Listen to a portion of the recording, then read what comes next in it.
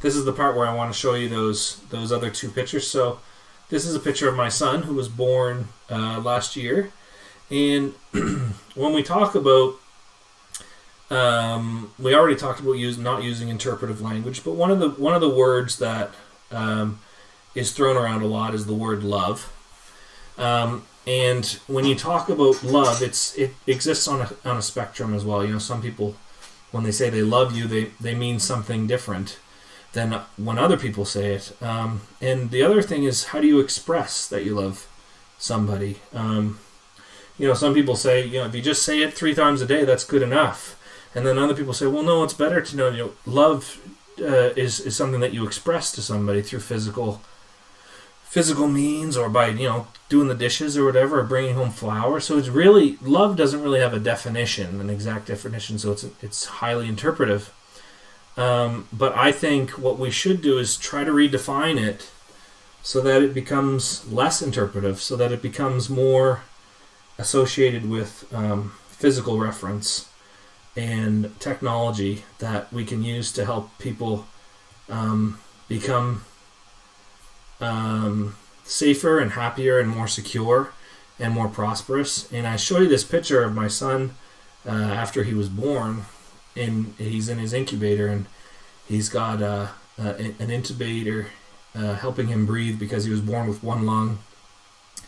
He was born with a condition called diaphragmatic hernia, where his hernia wasn't actually fused all the way or his diaphragm wasn't actually fused all the way across, and his intestine and bowel were all up in his chest cavity.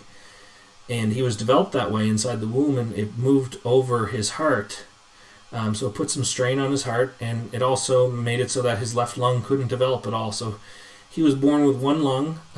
He needed to be ventilated, and he needed to be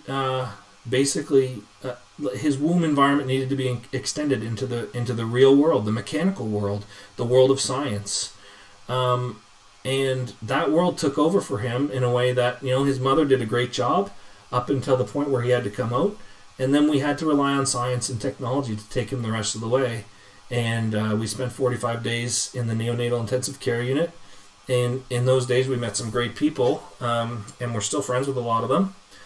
But what they did on a daily basis, when they didn't even know our names to start out, was the highest expression of love that I think you can experience. And that's someone making sure that they're going to implement the science and technology in a way to help your son to survive. And they did that for us. So what I really think, even though we talk about technology a lot and efficiency, and it's pretty dry and cold stuff, we need to also understand that not everybody in the world gets this type of access to healthcare and science and technology, and they really should, because I don't think that any baby should be born and have to not survive because of equipment and procedures and techniques and technology that exists.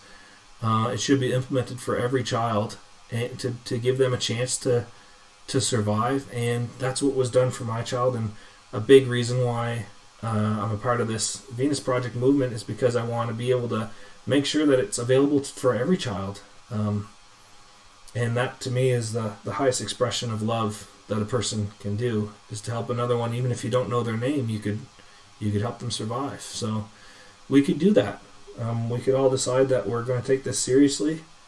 We're gonna stop saying that it's no big deal. We're gonna actually focus on this, and we could make sure that people around the world, have access to the things that they need, and we could do that.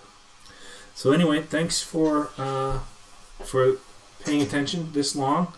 And just before I go, there's a picture of Lachlan now. That was taken a couple weeks ago, and that smile is it's the best. It says it all right there. So that's what we can do with science and technology, and I'm so thankful that you guys stayed with me this long. And hopefully, if you want to get involved, you'll do that, and if you want to share this video, you will do that, and we'll get moving on this thing. Okay, thanks very much, and we'll talk to you later.